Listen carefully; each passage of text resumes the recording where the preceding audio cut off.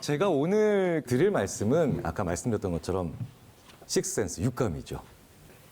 실제로 인간이 가지고 있는 감각은 몇 개 안 되잖아요. 5개잖아요. 홍나시 씨, 문다현 씨 한번 얘기해 주실래요? 우리 인간의 감각에 뭐가 있을까요? 시각, 시각, 촉각, 촉각, 또 뭐가 있죠? 미- 청각, 미각. 그렇죠? 미각, 네. 후각. 후각. 네. 되게 재밌는 건 지금 말씀하시는 분들이 그 감각을 얘기하실 때마다 그걸 가르치세요. 시각, 청각, 네, 촉각, 후각 이렇게 가르치세요. 자, 그러니까 우리 인간은 이 5개의 기관을 통해서 세상으로부터 무엇을 받아들이냐면요. 에너지라는 걸 받아들이는 겁니다. 그런데 우리 지구상의 에너지의 종류는 정말 많죠. 여기 계신 분들과 제 사이에도 엄청나게 다양한 종류의 에너지가 있는데 우리는 비어 있다고 생각하잖아요. 왜? 듣지를 못하고 보지를 못하고 탐지를 못하니까. 자, 그러니까 사실은 우리 인간이 5개의 에너지만 탐지할 수 있는 거예요. 그런데 재밌는 건 이 5가지의 신체 기관인 감각 기관을 통해서 우리가 받아들이면서 무언가를 느끼는 그 순간, 이거를 감각과 지각이라고 하거든요. 그런데 이 감각과 지각이 1초 이후에 미치는 영향력은 엄청납니다. 그래서 시각, 청각, 촉감각, 후각, 미각이라고 하는 그런 5가지의 감각을 통해서 이런 일들이 어떻게 우리에게 영향을 미치는지 한번 보도록 하겠습니다. 우리가 보통 제일 그래도 중요한 거는 뭘까요? 이 시각, 감각, 청각 뭐 이런 것들 중에. 시각. 일단 시각이 제일 중요하다고 또 우리가 생각을 하니까 시각부터 먼저 보도록 하겠습니다. 자, 저게 눈입니다. 근데 사실은 저기가 안구죠. 우리 눈 안에 저렇게 큰 구슬이 들어가 있는 거예요. 자, 그러니까 눈이 크다라는 건 좀 이상한 말입니다. 눈이 크다라는 것보다는 정확한 표현은 눈을 둘러싸고 있는 살틈이 많이 벌어진 사람이죠. 그렇잖아요. 아니, 눈이 크면 저거 자체가 큰 거예요. 그럼 스타워즈에 나와야 돼요. 그렇죠? 그게 많이 벌어진 것 뿐입니다. 자, 그런데 이 눈에서 어떤 과정을 거쳐서 우리가 무엇을 보고 있다는 걸 느끼는지는 좀 간단하게는 그래도 살펴봐야 되죠. 눈이 있으면 맨 앞쪽에 각막이라는 게 있고 그 다음에 수정체 혹은 렌즈라고 하죠. 뭐 렌즈 같은 것들이 있고 이게 이미지가 들어와서 저 눈 뒤에 있는 망막이라고 하는 것에 상이 맺힙니다. 그러니까 이게 이제 안쪽으로 들어와서 뒤쪽에 있는 스크린에 맺히는 거예요. 그리고 이제 쭉 들어가서 이제 뇌에 전달돼서 우리가 뭘 보는 겁니다. 자, 근데 여기서 의학적이나 생물학적으로는 뭐 크게 고민을 하지 않으실지 모르겠지만 저희 심리학자들이 생각하는 굉장히 중요한 측면 하나가 나옵니다. 망막은 스크린이죠. 자, 그럼 스크린은요, 2차원인가요? 3차원인가요? 2차원. 2차원이죠. 네. 자, 그런데 우리는 몇 차원 세상을 살아가고 있다라고 생각하면서 또 보고 살아갈까요? 3차원. 3차원이에요. 네. 이게 되게 신기한 거예요. 자, 생각해 보세요. 우리 하드웨어인 눈은 분명히 2차원 상을 가지고 정보를 분석합니다. 그런데 재미있게도 우리가 느끼는 건 3차원이에요. 그러면 나머지 한 차원은 도대체 어떻게 만들었냐는 거죠. 우리가 3차원 세상을 살아가는 건 맞는데 그 3차원 세상을 정말 살아가고 있다라고 느끼게 만드는 그 무언가 우리는 집어넣고 있다는 거죠. 해석하고 있다는 거고요. 존재하지 않는 무언가를 활용하고 있다는 겁니다. 우리는 세상에 대해서 느끼고 있다고 심지어는 정확하게 분석하고 있다고 사실은 착각하고 있는 거예요. 자, 굴렁쇠 가지고 아이들이 놀고 있죠. 왼쪽에서 4번째에 있는 저 친구가 돌리고 있는 굴렁쇠는 우리 눈에 들어오면 망막상에서 맺혀지는 상의 모습은 바로 저렇게 찌그러진 모양이겠죠. 그런데 어떤 사람도 저게 저렇게 찌그러진 게 저렇게 잘 굴러간다라고 놀라지 않습니다. 왜냐? 우리 머릿속에선 저걸 보는 순간 이미 정확하게 동그란 이미지라고 생각을 하고 있는 거죠. 우리는 보는 순간 세상을 왜곡합니다. 보는 순간 세상을 편집하고요. 보는 순간 세상에서 가능한 수많은 다양한 가능성 중에 하나를 취해서 하나를 믿고 그다음에 보고 있다고 착각하는 겁니다. 왜 이렇게 돼 있느냐? 세상엔 너무나 수많은 가능성이 존재하거든요. 무슨 얘기냐? 자, 이곳 스튜디오에서요. 서울시청까지 가는 방법은 몇 가지가 있을까요? 어떻게 가실래요? 제이 씨 어떻게 가실래요? 택시요. 택시 좋습니다. 네. 지하철 지민 씨, 타고 버스 지하철 타고 갈아타고. 가시고요. 네, 어떻게 가실래요? 친구한테 빌 붙어서 얻어 타고 가거든요. 현명하다.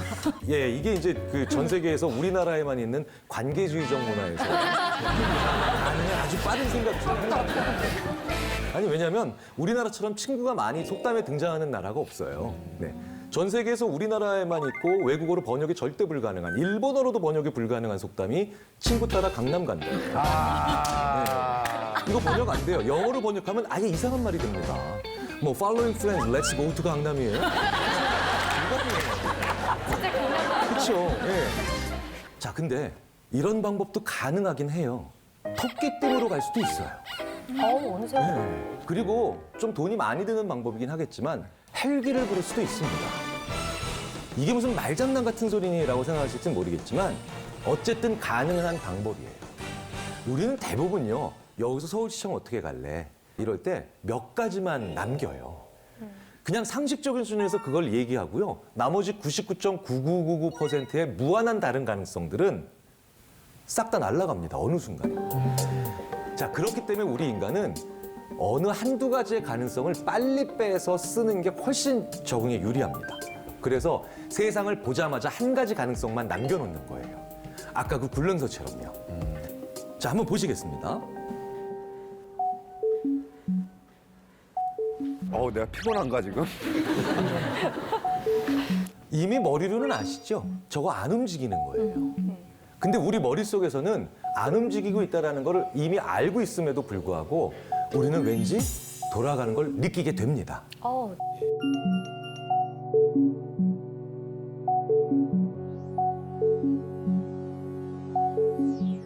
돌아가는 걸 느껴야 정상인 거예요? 네. 안 돌아가요? 이런 착시적 현상을 모든 100% 경험하시는 건 아니에요. 그렇다고 경험하시는 게 더 좋고 경험 못 하신다고 장애가 있는 것도 당연히 아니죠. 많은 수의 분들이 뭔가 좀 돈다, 뭔가 움직인다라는 느낌을 가지고 계시죠. 이게 뭐예요? 우리가 해석하는 거예요. 저런 형태의 모양들은 우리 인생에서 대부분 돌았어요. 돈다라는 표현이 좀 이상하긴 합니다만. 그래서 우리는 그 중에 한 가지 가능성을 오히려 없는 가능성인데도 만들어내서 지각할 수도 있죠. 그게 우리가 이 세상의 시각을 가지고 느끼게 되는 모든 종류의 3차원을 결정합니다. 자, 여기에도 수많은 가능성들은 존재합니다. 왼편에서요, 사실은 대부분의 분들이 저 클로버 K가 스페이드 K보다 앞에 있다, 나에게 더 가깝다라고 생각을 하시죠. 네. 하지만 또 다른 가능성이 있습니다. 저 스페이드 K를 옆으로 이렇게 오려서 이렇게 붙일 수도 있는 거죠. 그런데 우리는 그 가능성을 해석하지 않아요. 오른편도 마찬가지죠. 왠지 저 회색 네모가 검은색 선을 가리고 있는 것처럼 우리는 느끼죠. 네. 근데 다른 가능성도 있어요. 회색 네모가 성질이 안 좋아서 뿔이 났을 수도 있고 그 옆에 다른 것이 연결돼 있을 수도 있습니다. 그런데 우리는 그럴 가능성을 생각하지 않고 한 가지만 꼭 선택을 하죠. 그런데 그게 우리가 이렇게 급변하는 세상에서 2차원 정보만 가지고도 3차원 세상을 능동적으로 빨리빨리 보게 만들어주는 오히려 긍정적 착각의 힘이기도 합니다. 문다현 씨, 미술 시간에 원근법 들어보셨죠? 네. 선생님들께서 원근감을 살리기 위해서 어떻게 그리라고 말씀을 하셨나요? 크기를 다르게. 그쵸, 크기를 다르게. 그러면 나로부터 앞에 있는 거는 좀 더 큰 거고 나한테 멀리 있는 건 뭐 작게 이렇게 그리죠. 자, 그러면 나한테 멀리 있는 것일수록 선명도, 즉 해상도는 높을까요, 낮을까요? 맞아요. 낮죠. 그러니까 더 뿌옇게 보이죠. 그래서 원근법을 만들어내는 것 중에 하나도 뒤에 있는 걸 더 뿌옇게 그리는 겁니다. 흐릿하게. 자, 그래서 우리는 흐릿하면 멀리 있는 거구나. 또 뚜렷하면 앞에 있는 거구나 생각을 합니다. 그래서 이게 일상생활에서 일반적으로는 맞는데 오히려 특정한 상황에서는 우리로 하여금 오히려 실수하게 만들기도 해요. 그게 바로 어떨 때냐면요. 산에 올라가셔서 날이 아주 맑을 때 먼 곳을 보면요. 혹은 맞은편 산을 보면 저거 1시간쯤이면 가겠다 싶을 때가 있는데 실제로 가보면 2시간, 3시간 걸려요. 맞아요. 왜? 또렷하게 보이니까 더 가까울 거라고 생각을 하는 겁니다. 우리 눈이 몇 개인가요? 두 개요. 2개입니다. 둘이 있으면 싸우죠. 네. 왜? 불일치 일어나니까요. 불일치를 오히려 이용하기 위해서 눈이 2개인 겁니다. 김지호 씨 잠깐만 나와주세요. 잠깐만. 네. 네. 싸움 되나요? 싸움 되나요? 아닙니다. 네. 파이트. 싸워야 돼. 자, 같이 따라해 보세요. 같이 따라해 보십시오. 엄지손가락을 이렇게 한번 펼쳐 보십시오. 예, 앞으로 뻗어 보십시오. 네. 그리고 한쪽 눈을 감아 보세요. 그리고 반대쪽 눈과 한쪽 눈을 번갈아서 감았다 떴다 한번 해보세요. 네. 그러면 약간 이동하는 듯한 느낌이 들죠. 오, 예. 네. 그렇죠? 자, 그러면 좀 더 가까이에서 내 코 한 10cm 정도 앞에 놓고 또 똑같이 해보세요. 그럼 훨씬 더 많이 움직이죠. 오, 네. 그렇죠. 자, 그러면 또 앞으로 밀어보세요. 이번에는 눈 그냥 두 눈 뜨시고요. 계속 내 쪽으로 당겨보세요. 됩니다. 네. 그렇죠? 네. 그렇죠.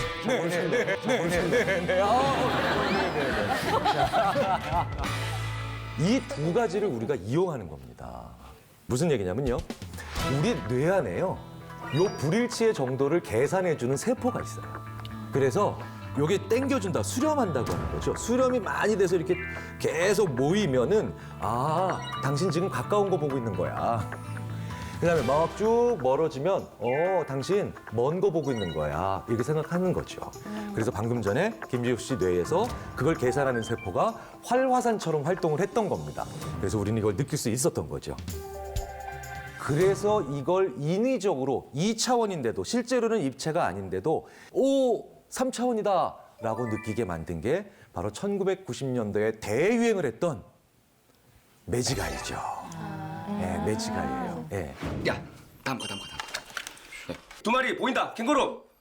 야, 나도 보인다.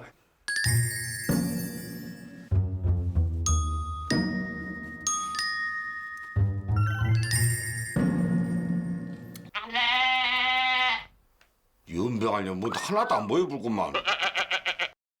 매직아이가 약간씩 불일치를 시킨 겁니다. 네. 심리학자로서 인간에 대해서 감각기관을 연구해 보면 알면 알수록 인간은 굉장히 독특한 존재들입니다. 그런데 가끔은 여러 가지 정보를 너무 많이 알고 있어서 우리가 착각할 때도 있고 세상을 잘못 해석할 때도 있죠. 그 모든 종류의 일들이 바로 우리가 부르는 착시들입니다. 자, 착시들이요, 굉장히 독특한 것들이 많아요. 잘 알고 있는 착시에서부터요, 우리가 전혀 생각하지 못했던 착시들도 있습니다. 암전 한번 부탁드릴게요. 예.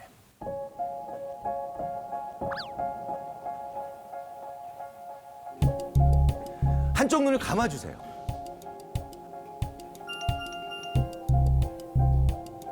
어떤 동전은 좀 더 앞에 있는 것처럼 보이고요. 어떤 동전은 좀 뒤에 있는 것처럼 보여요.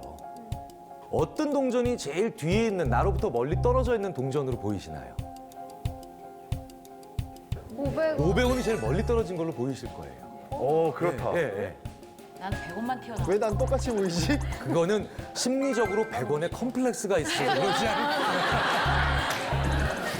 자, 대부분 500원이 제일 뒤에 있다라고 느껴지시죠? 자, 그럼 둘 다 뜨시고요. 보세요. 그러면 그 현상이 사라져요. 오, 사라져요. 왜 이런 일이 벌어지냐면요. 자, 우리가 세상의 많은 사물들의 크기를 알고 있어요.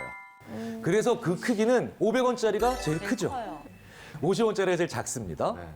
그런데 불이 다 꺼진 상태에서 그러니까 뭡니까? 거리를 판단할 수 있는 정보가 다 사라진 거예요.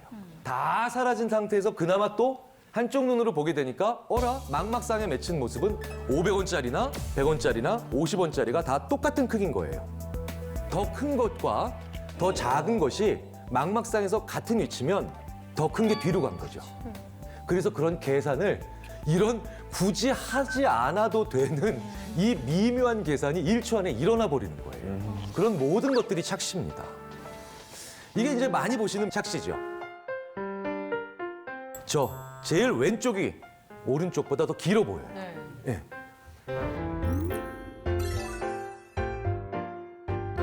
실제로 이 두 경우는 대부분 이런 경우입니다. 이쪽에 있는 경우는 대부분 나보다 더 멀리 떨어져 있는 경우죠. 그런데 저렇게 오른쪽에 있는 경우는 대부분 나한테 더 다가온 상황이에요. 이런 상황을 수십, 수백, 수천 번 경험하고 산 우리는 적용하지 않아도 되는 상황에 이걸 집어넣는 겁니다. 그래서 엉뚱하게도 이런 단서가 전혀 없는데도 말도 안 되게 무관한 단서를 사용하는 경우도 있죠. 대표적인 게 폰조 착시예요.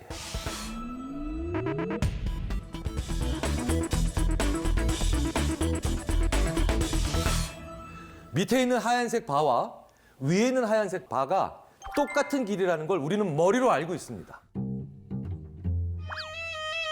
진짜? 그러나 마음으로는 절대 아닌데요? 몰랐어요. 절대 그렇지 않아요. 절대 아닌데요? 네, 머리가 절대 나쁜 거 아니에요. 진짜 밑에 게 네. 짧아요.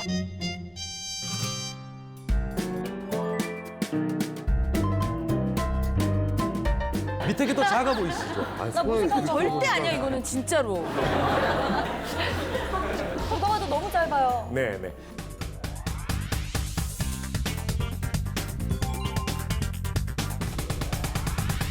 이 장면이 왜 위에 게 더 길어 보이냐면 고려가 되면 안 되는 뒤의 배경인 철길이 무엇을 암시하고 있냐면요. 밑에가 더 가까운 거죠. 위에가 더 먼 거예요. 그런데 더 멀리 있는 것과 더 가까이 있는 게 망망생에서 같은 크기예요. 그럼 계산하면 뭐예요? 저 위에 있는 게 더 크고 길다라고 하는 계산이 인위적으로 만들어지는 거예요. 보시면요. 이 바가 사실은 하나의 바는 다 같은 밝기예요. 그런데 왠지 하나의 바에서 오른쪽은 좀 더 밝게 보입니다. 그리고 왼쪽은 좀 더 어둡게 보여요. 이 바의 오른쪽 부분과 왼쪽 부분이 밝기가 좀 달라 보여요. 네, 달라 보여요. 네네. 왜냐하면 옆에 있는 게 더 어둡거든요. 그러니까 옆에 있는 건 어두운 거는 더 밝게 보이죠. 네.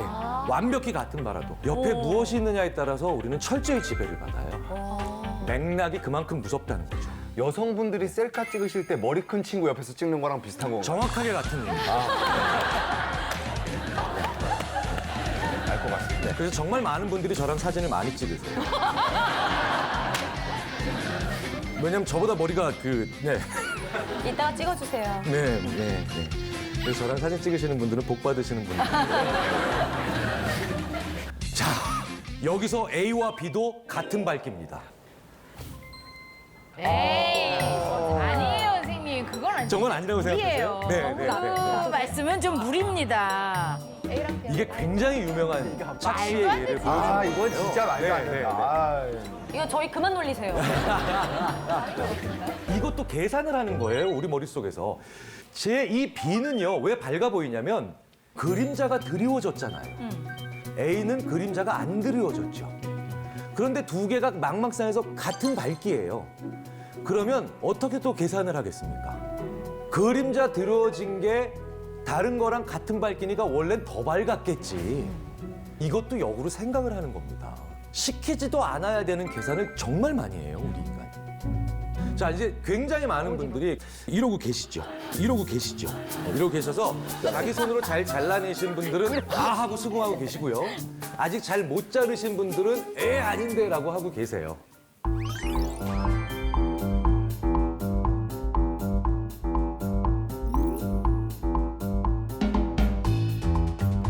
와, 근데 어떻게 잘라? 그 주변을 손으로 가리니까 네네네. 밝기가 네. 같으시죠. 되게 신기하네. 다 하시는 장면을 제가 보고 있는 저는 되게 웃겨요. 자, 이게 다 지금까지 얘기가 뭐겠습니까? 내가 어떻게 살아왔고 어떤 경험을 쌓아왔느냐가 내가 지금 보는 것의 대부분을 결정하는 거예요. 자, 그렇기 때문에 우리 속담에 이 말은 정말 맞는 말입니다. 먼 눈에는 뭐만 보인다. 진짜 맞는 얘기예요. 아, 너무 많이 듣는. 진짜 맞는 얘기예요. 자, 불과 직전의 5초 만의 경험으로 지금 보는 게 얼마나 달라지는지를 보여드리겠습니다. 한번 따라해보세요. 지금 이게 뭔지. 사람. 네, 사람. 네. 또 할아버지. 네, 할아버지 뭐, 네. 할아버지? 네. 파마머리. 네. 그다음에 안경 쓴 사람? 자, 또 보겠습니다. 밑에 거. 안경 쓴 사람 아니야? 닭. 공자. 토끼. 개. 고양이. 쥐. 혹시 안경 쓰는 자, 보세요. 그림 똑같은 거 아니야? 네, 같은 거예요. 같은 건데 사람을 연속으로 보기 시작하면 저게 사람으로 보여요. 그런데 계속 동물을 보다가 저걸 보면 동물로 보여요. 아.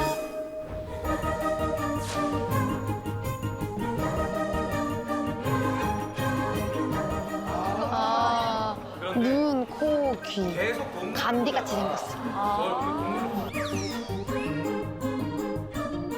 아. 또 내가 비정상이야? 야, 오늘 무슨 뭐 민속장터 온 것 같습니다. 전부 다 지금 계속 이걸 믿어야 돼 말아야 돼. 정상인 거지? 이 이야기는 뭐냐면요. 직전의 경험이 뭐를 받느냐가 엄청난 생각의 차이를 만들어낸다는 겁니다. 인간이기 때문에 어쩔 수가 없습니다. 그리고요, 이걸 조금 더 일상생활에 돌려서 보자면요. 바로 아까 보셨던 그런 그림 때문에 우리는 면접을 오전에 봐야 돼요.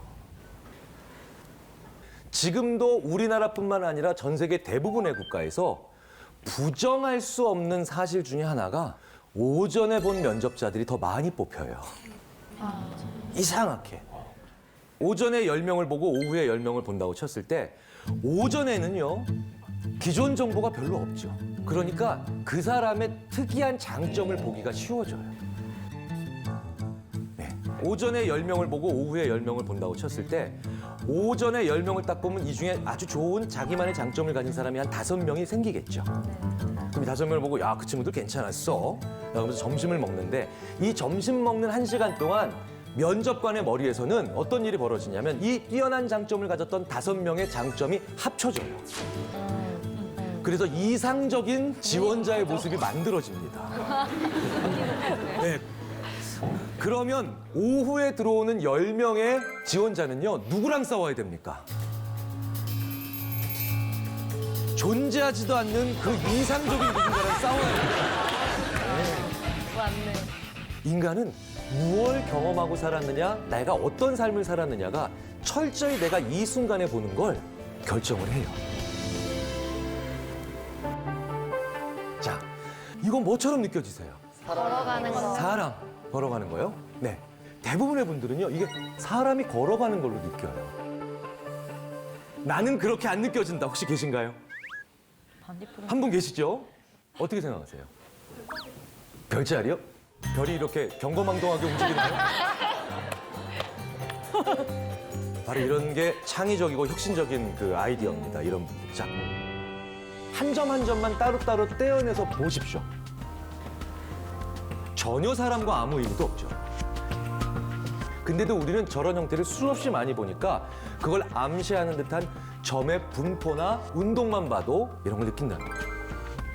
제가 굉장히 좋아하는 말 중에 하나가 아이들은 어른들의 생각보다 똑똑하고 어른들은 아이들의 생각보다 똑똑하지 못하다는데요. 내가 어떤 경험을 어떻게 했느냐에 따라서 사람들이 이렇게 달라지잖아요. 그러면 경험이 많으면 많을수록 역으로 치자면 착각의 확률은 더 높아지겠죠. 아이들은 그래서 착시를 더 적게 경험한다는 연구들이 꽤 많습니다. 세상에 대한 정보가 아직 그렇게 많지 않으니까 오히려 더 우리 어른들보다도 정확하게 세상을 파악하는 거예요. 아이들이 그렇게 우리보다 떨어지거나 아니면 부정확하거나 뭘 잘 모르는 게 아닙니다. 실제로 아이들이 어른들보다도 훨씬 더 정확하게 세상을 판단하는 증거는 도처에 있습니다. 실제로 아이들이 굉장히 재밌는 것을 넘어서서 엄청난 결과를 예측하는 경우도 굉장히 많습니다. 왜 우리 선거하잖아요. 선거하면요. 기호 1번, 2번, 3번 이렇게 있잖아요. 그럼 쭉 봅니다. 그러면 이걸 어른들이요. 혹은 여론조사 기관이 엄청나게 다양한 얘기들과 예측과 방법을 동원해서 누가 당선될 것인가를 예측하잖아요. 꽤 많은 연구에서 7살짜리 아이들이 사진만 보고 판단한 게 더 최종 결과를 잘 예측합니다. 네, 그런 연구가 굉장히 많아요. 실제로요, 우리는요, 누구 뽑을지 이미 정해놓고 그 위에 굉장히 이데올로기가 어쩌고 정책이 어쩌고 뽑을 사람을 미리 정해놓습니다. 그리고 난 다음에 거기에 맞는 이유를 붙이는 경우도 꽤 많죠. 자, 연구들을 종합해보면 아이들에게 가장 정확한 반응, 진실된 반응을 끄집어내고 그리고 최종 결과에도 가장 부합되는 결과를 만들어낸 질문이 이겁니다. 누가 제일 좋죠?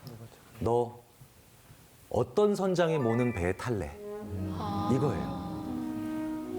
우리는 그런 사람들을 뽑고 있는 거죠.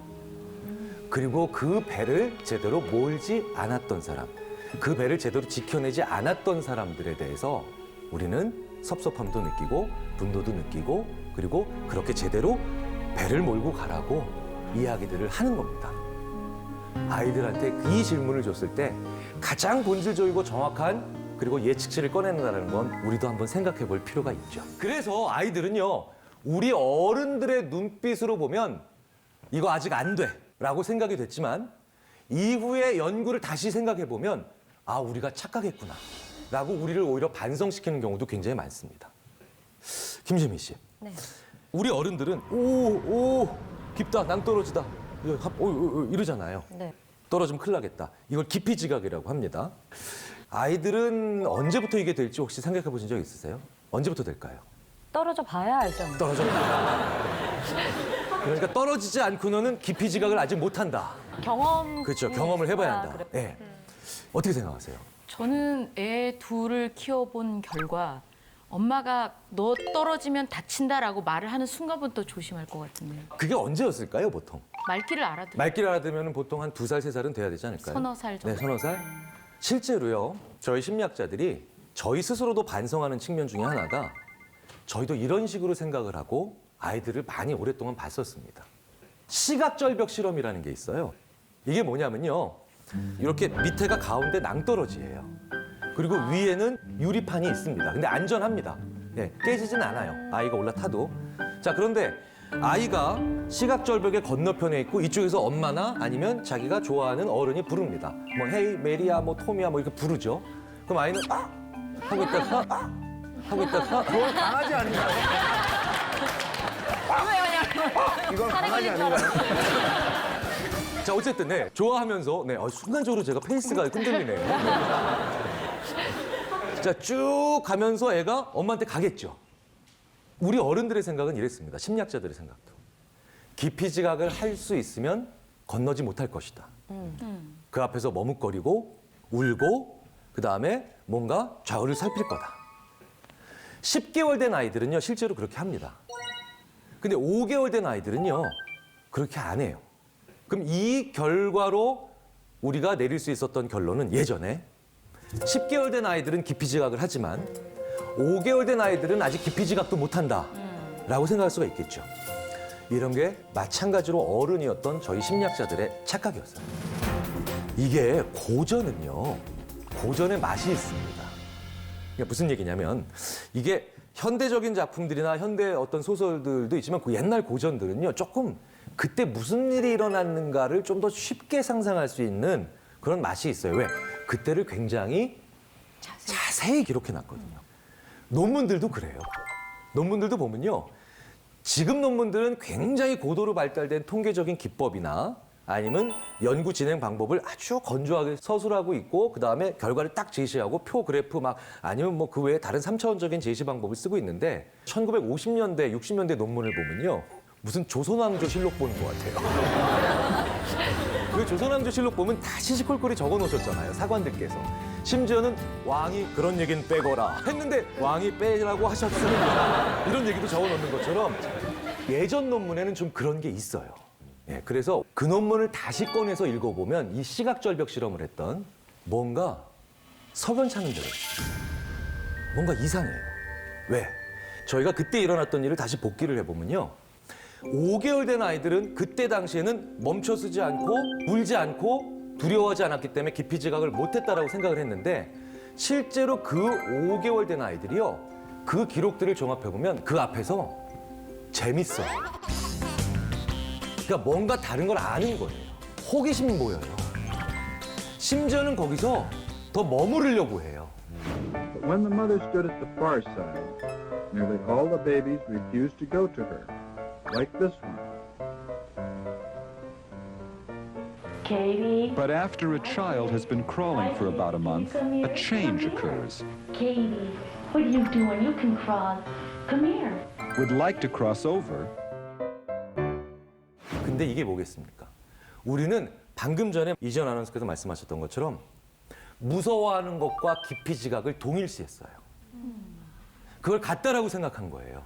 네. 떨어지면 아프다는 얘기를 기피 지각과 똑같은 연합으로 생각을 한 겁니다. 근데 그건 우리 어른들의 생각이죠. 아이들은 기피 지각은 굉장히 일찍부터 할 수 있는데 떨어져서 아프다라는 것과 혹은 놀람, 무서움이라고 하는 감정과 연결을 안 시켰을 뿐이에요. 아이들은 정말 많이 보고 있습니다. 아이들은 정말 많이 느껴요. 그래서 아이들은 더 정확하게 볼 수도 있고 우리 어른들보다 심지어는 우리가 예측하지 못하는 것들도 예측할 수가 있는 겁니다. 자, 그렇다면 우리가 한번 이쯤에서 인간의 감각이라고 하는 게 이렇게 여러 가지가 연결이 되니까 실제로 이게 장애가 있으신 분들조차도 이게 연결이 되는가를 한번 생각을 해봐야 되죠. 굉장히 재밌는 혹은 의미 있는 생각을 한 연구자들이 실제로 있습니다. 우리 뇌에서 시각 장면을 처리하는 데가 시각표실 후두엽이죠. 우리 시각장애 있으신 분들 있잖아요. 시각장애이신 분들이 굉장히 아름다운 풍경이 그려져 있는 장면이 기록되어 있는 그런 점자 소설책을 읽습니다. 손가락으로. 자, 그러면 이분들의 시각피질은 활동을 할까요, 안 할까요? 해요. 상당히 활발합니다. 뇌에 상당히 많은 영역을 씁니다. 특히 시각적인 장면도 굉장히 많이 쓰세요. 이분들이 눈을 통해서 못 보시지만요, 사실은 보시는 거예요. 우리 인간의 감각은 동떨어져 있지 않습니다. 이게 동떨어져 있다라면요, 그 정보 하나만 가지고도 꽤 많은 걸 알 수 있지만 우리는 오히려 연합을 시켜놨기 때문에 하나만 떨어진 감각들은 별로 의미가 없어요. 자, 김지임 씨 한번 잠깐만 나와보세요. 잠깐만 나와보세요. 자, 어떤 감각이 동떨어져 있을 때 얼마나 의미가 없는지를 말씀을 드리겠습니다. 아무 노래나 여기 계신 분들이 다 알만한 노래 하나를 속으로 생각하세요. 네. 네. 그리고 하지 마시고요. 손으로만 한번 딱딱 거기에 맞게 쳐보세요. 마실 수 있으실 것 같아요? 자, 한번 해보겠습니다. 자, 시작.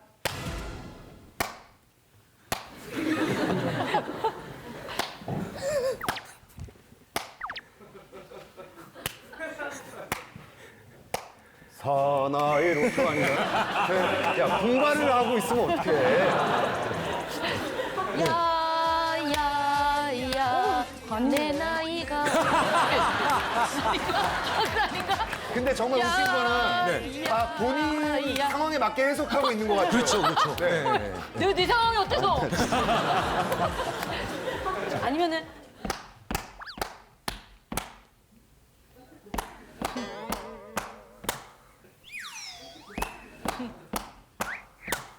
정말 모르겠어요. 아 답답해. 답답하죠. 모르겠어요? 답답하죠. 네. 저도 모르죠, 당연히. 이게 무슨 노래인데요?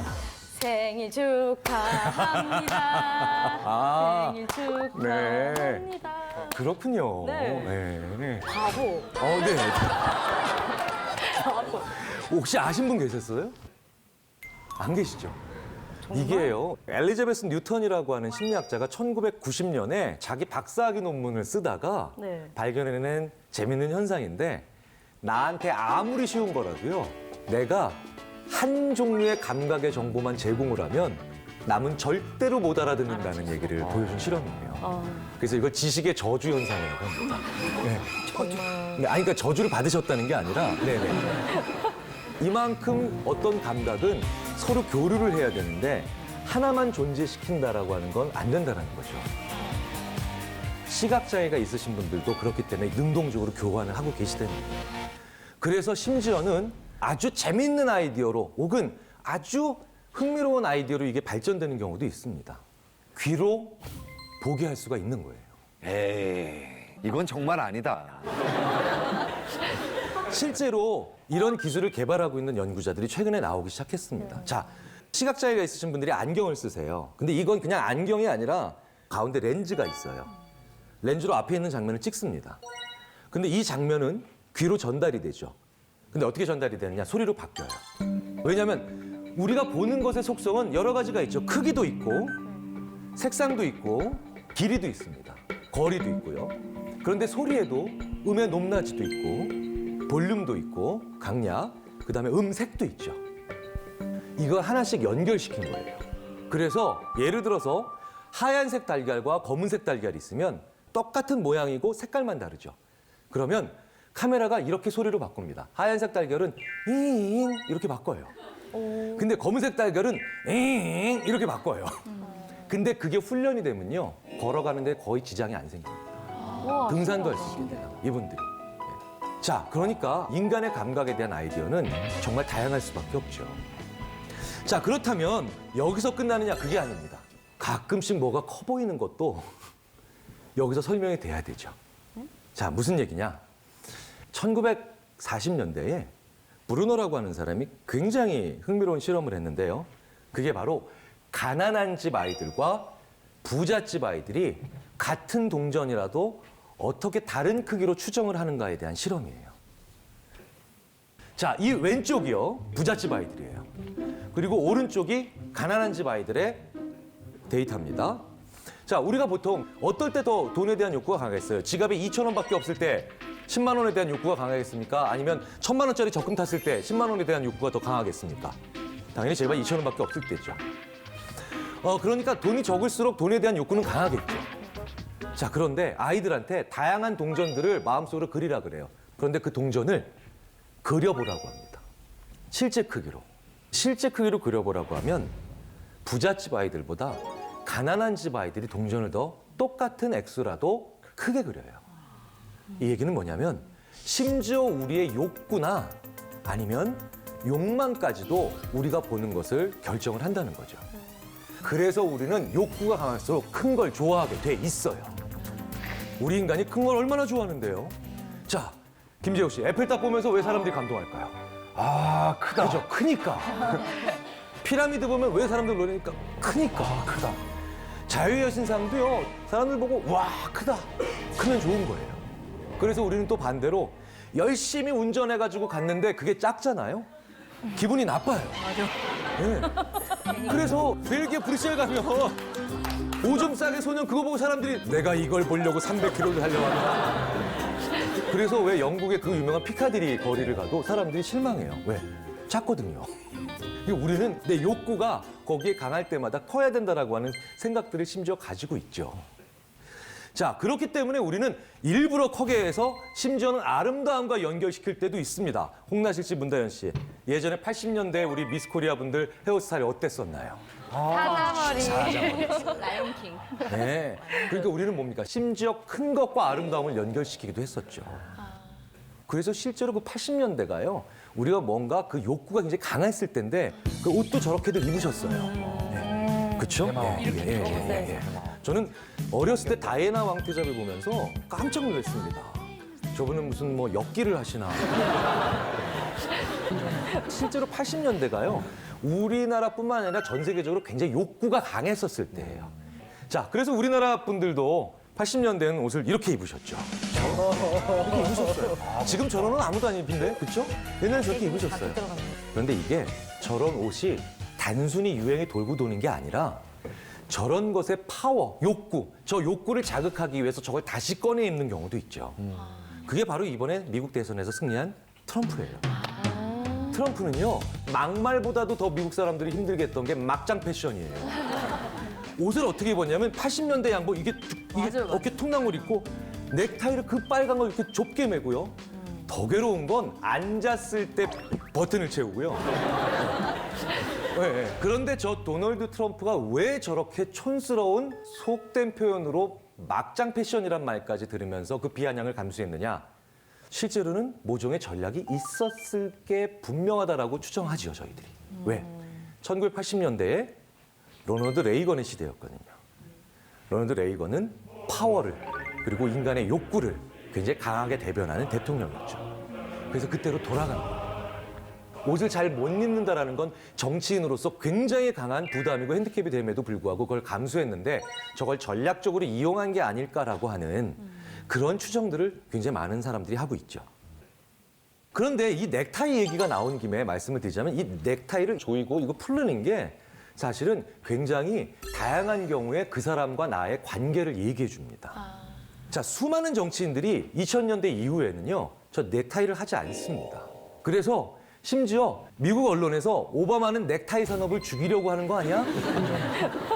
라고 얘기할 정도로 오바마 대통령은 넥타이를 별로 안 좋아했었죠. 그 외에도 데이비드 캐머런 영국 총리도 그렇고 수많은 런던 시장 그리스 총리까지도 굉장히 많은 사람들이 넥타이를 안 해요. 왜? 힘이 있는 자는요, 이미 더 이상 욕구를 혹은 욕심을 부릴 필요가 없죠. 그러니까 내 힘을 굳이 상징할 필요가 없습니다. 그래서 타이를 풀러요. 권위주의를 내려놓는 신호로 삼죠. 그런데 꿋꿋하게도 지금 미국 대통령 트럼프는 저 타이를 고집합니다. 왜? 나는 당신들의 힘에 어필하겠다는 거예요. 근데 또 여기서 반대로요. 저 같은 저권력자가 타이를 풀면 무례한 게 될 때가 있어요. 그래서 오히려 우리는 그 권위에 좀 더 예의를 보이기 위해서 타이를 매기도 하죠. 자, 그런데 80년대에 이렇게 인간의 욕구라든가 아니면 굉장히 강한 욕심들이 자본주의 사회에서 팽배할 때 우리는 그래서 큰 옷으로 그 욕구를 대변했는데 재밌는 건 우린 지금 그렇게 안 입죠. 오히려 슬림한 걸 입습니다. 그래서 이건 왜 그럴까라고 생각을 해봤더니 인간에게 옷이 하나 더 생겼어요. 바로 자동차라는 옷이 생깁니다. 그래서 재미있게도요, 자동차는 더 커지고 있어요. 그렇기 때문에 SUV가 그렇게 많이 팔립니다. 근데 왠지 자동차는 큰 게 선호가 돼요. 근데 재밌는 건 자동차가 큰 게 선호가 되면서 오히려 옷은 점점 더 슬림해지고 있습니다. 인간의 욕구가 다른 사이즈에 대해서 전이되고 있는 게 아닌가라는 생각들도 저희가 해보게 되죠. 저희 심리학자들이 이 인간의 욕심을 열심히 연구를 하기 시작했는데 이미 철학자들이 몇백 년 전에 욕구에 대한 얘기를 해놨어요. 그게 바로 스피노자예요. 우리나라에선 스피노자가 한 말이 뭐냐라고 물으면 전 국민이 이 얘기를 하세요. 내일 지구가 멸망해도.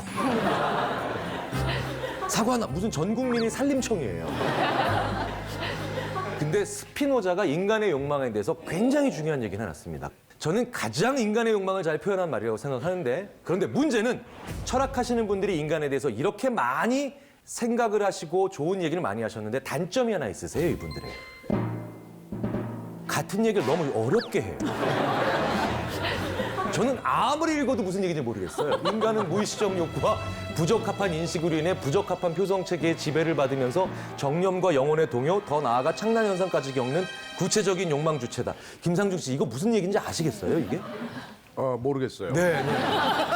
저도 진짜 모르겠더라고요. 모르겠어요. 그래서 철학하는 선배랑 심리학하는 선배랑 과학 철학하는 선배 뭐 딱 모아놓고 저희가 한자 한자 맞춰보고 난 다음에 봤더니 좀 쉬운 말로 바꿀 수가 있더라고요. 인간은요, 자기 욕망의 강도는 인식할 수 있어요. 내가 지금 10점 만점에 9점짜리 욕망을 가지고 있다는 건 알아요. 근데 그게 어디서 왔는지는 몰라요. 그게 인간이란 얘기를. 굉장히 절묘한 얘기죠. 근데 이거 맞아요. 왠지 아세요? 우리는요, 실현하면 밥을 먹는데 많이 먹어요. 여자친구랑 헤어지면 갑자기 포금을 해요. 남자친구랑 헤어지고 미친 듯이 쇼핑을 해요. 이게 다 뭐냐면 내 욕망의 강도는 강한 걸 아는 거예요. 그런데 그게 어디서 왔는지 잘 모르니까 그걸 엉뚱한 데다 해놓고 그걸 채워가면서 만족시킬 수 있는 그런 독특한 존재라는 거죠. 왜 그렇게 바보같이 설계됐을까요? 그래야 오래 살아요. 왜? 내가 만족하고 부족함을 채울 수 있는 도구가 많아지잖아요. 내가 영희한테 차였어요. 아니, 얘가 그렇다는 거예요, 얘가. 제가 영희한테 차였어요. 그럼 저는 정확하게 그 욕구가 어디서부터 왔는가를 느끼고 있다면 전 영희가 제 앞에 와야 돼요. 다시 마음을 돌려서. 하지만 영희는 이미 다른 남자랑 결혼했습니다. 아니, 그냥 얘가 그렇다고요. 뭐 이게 불쌍한 듯한. 그런데 굉장히 많은 경우에 그래서 어떻게 사랑이 변하니 막 술 먹으면서 괴로워하고 있죠. 그래서 쓰린 속을 술로 달래고 있는데 옆에 친구가 와서 야, 세상에 영희밖에 여자가 없냐? 그럼 또 한 번 또 멋진 척은 해야 되니까 아니야. 여자는 많지만 영희는 한 명이야. 뭐 이러고 술 먹다가 괜찮아. 야, 내가 다음 주에 소개팅 한번 해줄까? 그러면 또 이제 바로 하면 좀 그렇잖아요. 속으로 죄송한데 이렇게 확실히 차이신 거 맞는 거 같은데. 자, 그럼 이제 보통 이렇게 얘기할 때 우리가 속으로는 야, 빨리 한 번만 더 얘기해 막 이러면서도 뭐 이제 괜찮아 이러다가 한 번 더 물어봐주면 그렇다면 바쁘지만 한 번 해볼까? 막 이러고 하고 있는데 만약에 예를 들어서 예전에 나랑 헤어졌던 나를 찾던 그 여자친구 영애는 홍나실 씨 같은 스타일입니다. 근데 새로 만난 여자, 오늘 소개팅한 여자는 똑같이 예쁜데 문다현 씨 같은 거예요. 그럼 또 괜찮아져요, 사람이. 적응. 근데 이게 인간만 이렇다는 거예요. 엉뚱한 데서 그 욕망이 채워질 수 있고 엉뚱한 데서도 그게 해결이 되니까 우리는 평생 오지 않는 영예를 기다리면서 주인 잃은 개처럼 이러고 있지 않아도 된다는 거예요. 그래서 인간이 만족의 빈도가 높아지기 때문에 그걸 채울 수 있는 기회가 많아지기 때문에 장수하는 겁니다. 절묘한 착각이죠. 인간보다 열등하다라고 생각이 되는 그런 동물들일수록 두 개가 다 정확해요. 욕망의 강도를 느끼는 눈금도 정확하지만 그게 어디서 왔는가도 정확해요. 강아지 키워본 분들이 이런 얘기를 저한테 자주 하세요. 사료를요, 굉장히 비슷한 걸로 바꿔도 입도 안 되는 경우가 되게 많아요. 그래서 강아지한테요, 그 새로운 사료를 브랜드를 먹이게 하려면 9대1, 8대2, 맞아요. 7대3으로 섞어서 그렇게 해서 달래서 한참 시간이 지난 다음에야 걔한테 그 사료를 먹일 수가 있습니다.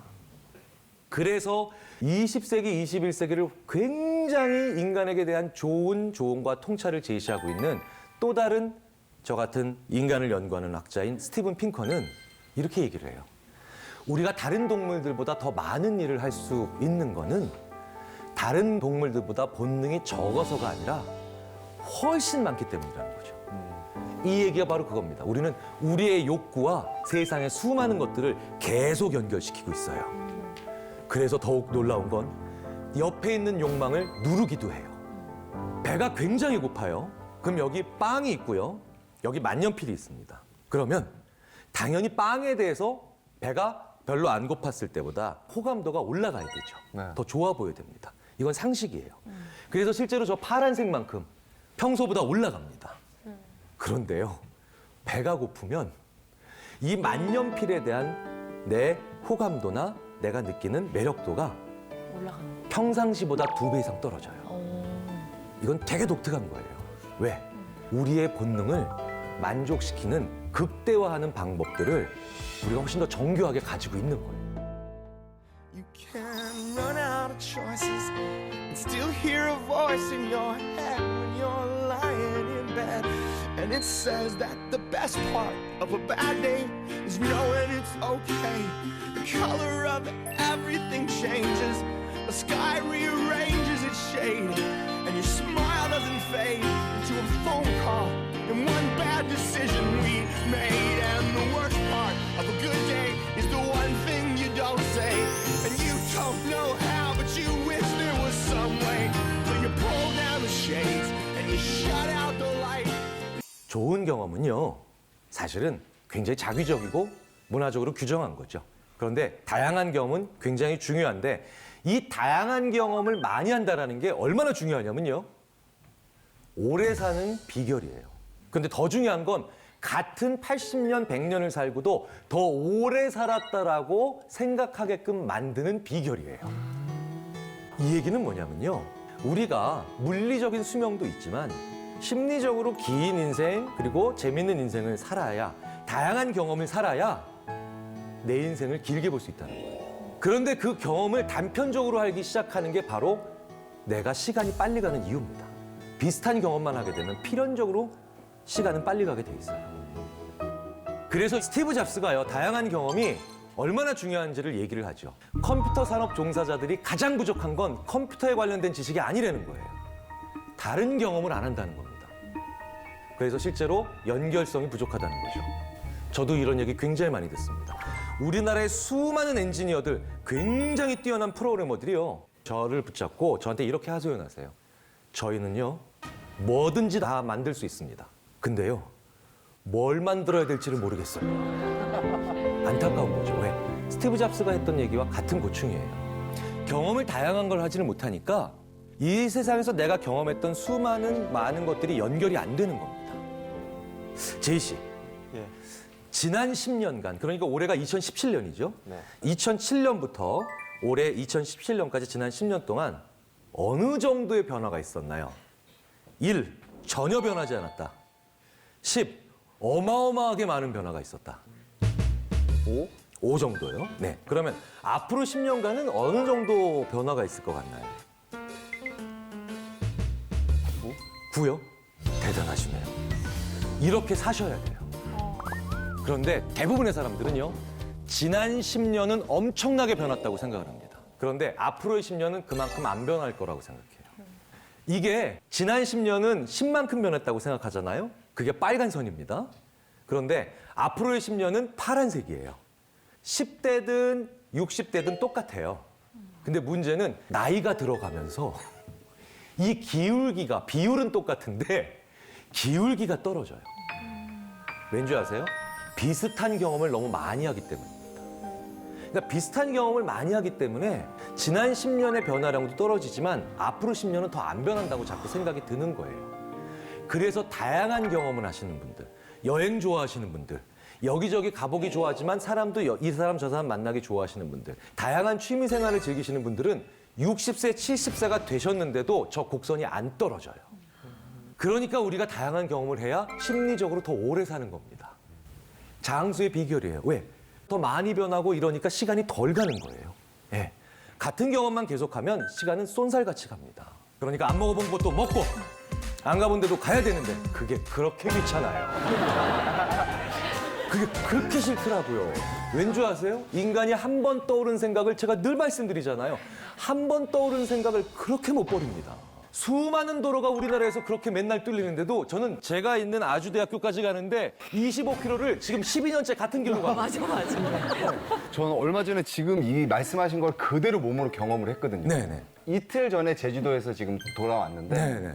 제주를 가면서 처음으로 비행기를 타지 않고 서울에서 기차로 광주까지, 광주에서 차 타고 완도까지, 그리고 완도에서 배 타고 제주도까지. 엄청 싸웠어요. 이 의견을 낸 친구랑 너 미쳤냐? 너 미쳤냐? 너 요즘에 비행기 표 구하면 싼 거 구하면 뭐 3만 원짜리도 구하는데 너 미쳤니? 결국에는 제주도 가서 늘 보던 도라르방 보고 뭐 한라산 오르고 늘 가서 한 거를 똑같이 해서 돌아왔을 때는 결국에 이 친구들랑 얘기하는 거는 우리가 간 이야기밖에 안 하는 거예요. 갔던 그 길에서 얘기를 그렇게 많이 하시죠. 그 새로운 경험을 네. 그게 진짜 중요하다는 걸 느꼈어요. 지금 이 경험이 추억이 되는 것뿐만 아니라요. 이렇게 잠시 다른 경험을 하는 게 인간으로 하여금 지혜의 정점을 향해 달려가게 할 수도 있어요. 앞으로 많이 안 변할 거라고 생각을 하면 그만큼 미래에 대한 적응력이 떨어지겠죠. 그러니까 앞으로도 상당히 많이 변한다고 생각을 해야 됩니다. 그래야 준비가 되고요. 자, 그런데 저게 연령과 상관없이 앞으로는 절대 안 변할 거야. 다시 말해서 미래를 과소평가하는 분들이 계세요. 바로 어떤 생각을 하는 분들이겠습니까? 앞으로 안 변했으면 좋겠는 분들. 그게 바로 누구예요? 큰 성공을 직전에 거둔 사람들이 미래를 절대 안 변한다고 예측합니다. 그게 강력한 소망이 되는 거예요. 기득권. 인류 역사상 얼마나 재밌는 바보 같은 예측들이 많았냐면 케네스 올슨이라고 하는 사람은 디지털 이퀄먼트라고 하는 회사의 CEO였는데 이게 1970년대에 지금의 IBM이나 애플 같은 전 세계를 주름잡는 상업용 컴퓨터 회사의 CEO였어요. 상업용 컴퓨터니까 어디 있겠습니까? 집에 있겠습니까? 회사에 있겠습니까? 회사에 있죠. 그래서 전 세계를 장악한 케네스 올슨은 그렇게 정점을 찍고 난 다음에 이렇게 바보 같은 예측을 1970년대에 하게 되죠. 앞으로 절대 PC 시장은 오지 않는다. 이렇게 예측을 합니다. 윌리엄 프리스라고 하는 사람은요. 우리가 유선으로만 통신했잖아요. 근데 무선으로도 연락이 되네? 이거를 알아보고 이걸 후원했던 영국의 최신부에 굉장히 중요한 위치에 있던 사람인데 이 무선 통신을 완성해 놓고도 앞으로 전화기 시장은 절대 오지 않는다. 특히 우리 영국에서. 왜? 이렇게 자기가 높은 위치에 올라가서 하인들을 보내면 되는데 왜 전화기를 쓰니? 이야기를 전할 때 이런 바보 같은 예측을 하죠. 심지어 컴퓨터 하면 떠오르는 빌 게이츠 있잖아요. 이 빌 게이츠조차도 도스가 대박이 나고 난 다음에 했던 첫 번째 예측 중에 하나가 앞으로 컴퓨터의 램 메모리 사이즈는 절대로 640kB를 넘지 않는다고 했어요. 킬로바이트라는 단위가 이제 쓰지 않는 단위라서 잘 모르실 텐데 메가는 아시죠? 네. 0.64메가예요. 1메가도 안 넘을 거라고 생각한 거예요. 왜? 도스가 안 변하고 싶었다. 도스가 계속 유지되었으면 좋겠다라고 하는 속내가 아마 있었겠죠. 우리 인류 역사상 큰 성공이나 큰 성과를 거둔 사람들이 미래를 가장 작게 예측하는 것도 바로 이런 이유입니다. 자, 기술 분야에서만 나오는 게 아닙니다. 페르디낭 장마리 포슈라고 하는 이 사람은요, 참호전에 대한 모든 전략과 교범을 완성한 사람이에요. 그래서 1차 세계대전을 프랑스군이 이기게 만드는데 혁혁한 공을 세운 프랑스인들의 영웅 중에 한 사람이었는데, 이 사람이 1차 세계대전을 승리로 이끌고 난 다음에 했던 첫 번째 예측이 바로 뭐냐면 비행기는 절대 무기가 될 수 없답니다. 그래서 2차 세계대전에 대한 미래 변화의 적응력이 약화된 거죠. 예. 다양한 경험을 하지 않으면 바로 이런 일이 벌어집니다. 어떤 기업에서요, 어떤 직원이 훌륭한 성과나 성공을 만들어내잖아요. 그러면 그 기업에서 제일 먼저 하는 게 뭐냐면 그 직원을 모든 계열사나 회사를 돌아다니게 하면서 미래를 예측하게 해요. 미래는 이렇게 될 겁니다라고 얘기하게 돼요. 그래서 오히려 두 번째 성공을 못 만들어내게 되죠. 성공을 하면 할수록, 성취를 이루면 이룰수록 다른 경험을 자꾸 해봐야 됩니다. 왜냐하면 단 한 번의 다른 경험을 다른 공간에서 하는 것도 엄청나게 사람을 지혜롭게 만들 수 있거든요.